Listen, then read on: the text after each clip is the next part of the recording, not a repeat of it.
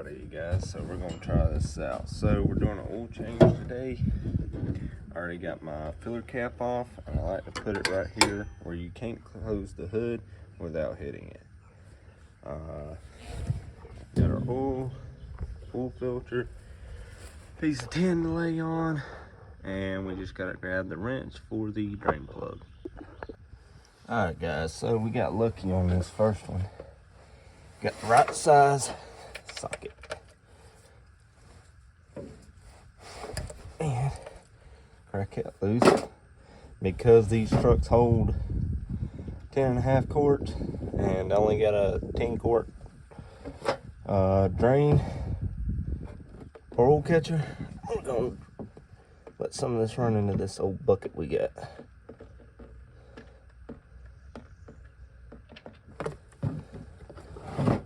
Make sure you line your bucket up beforehand. So we'll let that drain a couple minutes, 2 or 3 hopefully. Nothing crazy. You take the fill cap off, it should drain a little bit quicker. So we'll be right back. Alright guys, so 2 rookie mistakes here. I started filling this, as you should have been able to see in the other video, and a car out from under the truck, it overflowed, went all on the ground, and yeah, so try to make sure you have the right size can to catch your oil, basically. Or if you have to do 2, make sure you catch it in time before it overfills and goes all over the ground where you're about to lay.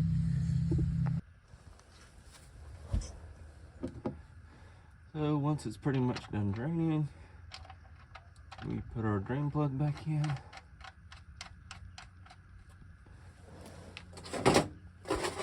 Like I said, got oil on everything. Tighten that down. You don't want to go too tight, but definitely snug. And then you gotta grab your strap wrench for your oil filter. So this one's our oil filter, and this is our transmission oil filter. We want to change that one out today. See if we can do this without spilling it. So we don't want to fill it all the way up, because you do have to tilt this to put it in. Yep, that looks good. All right.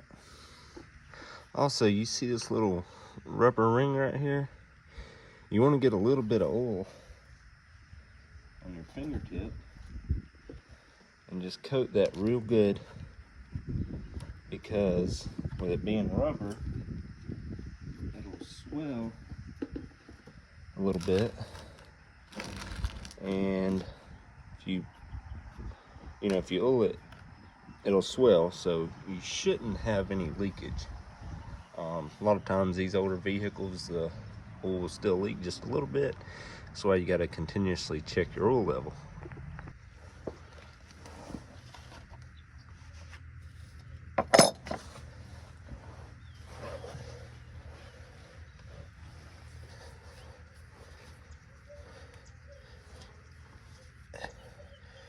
Okay, so you see how that twisted off fairly easy.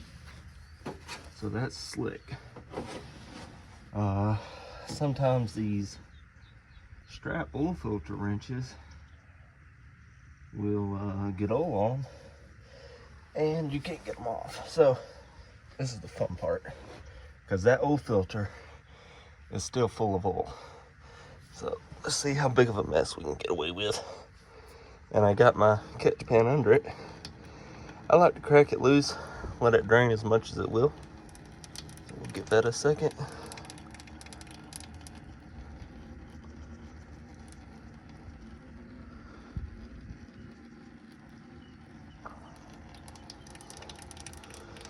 You probably got at least a quart of oil,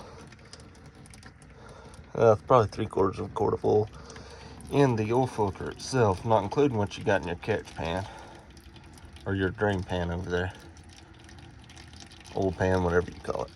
Anyways, let's get this off here. If you're lucky, you can do this without getting your hands crazy dirty. There we go. All right, and now you just got to put the new one on there. This K&M one actually has a little nut on the bottom of it where you can use a regular crescent wrench or socket. So put a touch more oil on here,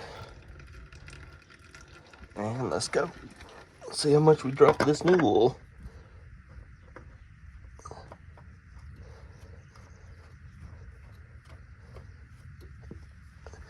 Whenever you're tightening these down, you always give them a good hand tight. And that's all we do. Now, I like to come back and just double check and make sure that's still snug after a couple days. Maybe 3 or 4 days. But anytime I do an oil change, I get me some good old brake clean, spray it down, and this stuff is magic. I mean, it'll clean anything. So now in a couple days, if there's oil still dripping from there, you'll know, hey, you need to tighten that oil filter up a touch. But also do the same with your drain plug. And then I usually finish the can off. Just any spot that's a little dirty, I'll hit it with the good old brake clean. Alrighty. Here we are back up on top of the motor, getting ready to top her off with some oil. You don't want to overfill this. So, you know, if you know you need 10 quarts and you got a little extra, put 3/4 of it in there, crank the truck up, let it run for a few minutes, shut it off, and check your oil. You can add a little bit, but you don't want to overfill a truck. For any vehicle, it's just not good for them. So we're gonna put about 3/4 of this in here. So as long as you got oil in the motor, you run it just for a few minutes, it ain't gonna, theoretically, it ain't gonna do nothing. But you don't want to run it long term in case you're burning a little oil or something like that. So, all right. Okay, so as you guys can see, the oil's about halfway up. Now, something you have to factor into this is that oil filter is not completely full. So, you know, somewhat take this as a grain of salt until you run your motor for a few minutes. That way your oil filter will fill up and, you know, you'll get a true correct reading. Now, with this being 10 or 11 quarts, whichever it is, I don't remember off the top of my head, but 10.5 maybe, we'll call it 10.5. That oil filter not being full is not going to, I mean, what is it going to come up? 1 notch? Maybe? Or down 1 notch? But anyways, what I'm saying is, you got oil in there. Crank that thing up, let it run a few minutes, let the oil drain down to the bottom of your oil pan, and then top her back off. Alright, so for those of you wondering why I put the oil cap right here, so we're not done with the oil change. Just because you filled it up, you're not done. You will still want to check, make sure there's no leaks, and double check, make sure your oil filter's tight, your drain plug is tight. I've known guys that have left the drain plug out, cranked the motor up, and destroyed the motor. But anyways, you can't close this hood all the way with this oil cap here. That's the reason you put it there. Because for whatever reason, your buddy comes and hops in your truck, he slams the hood shut, and you haven't even put oil back in the truck. Well, at least now he's like, well, I want the hood closed. Then he sees this and he's like, oh, hopefully you got common sense, even though it's not common anymore. Alrighty, so we fired the truck up and let it run 2 or 3 minutes. I don't want to let it run too crazy long. There's just no point in it. Engine gets hot, and you know, well, you know, all you're trying to do is really fill that old filter up. Why would you want to get the engine hot when you gotta have your hands right here? It's hot enough. So let's pull it out and check it. So you can see we're about where we want to be. You know, if your truck's burning a little bit of oil for whatever reason, maybe put a little more in it. But we're full. Like I said, you definitely don't want to overfill one of these, any vehicle, any motor, because you can get too much oil pressure and that'll cause all kinds of problems. Cause blow by, you know, it'll wear your rings out from too much pressure, and you get blow by, you're losing piston pressure, you're losing horsepower, you're losing fuel economy, all that good stuff. So don't overfill it.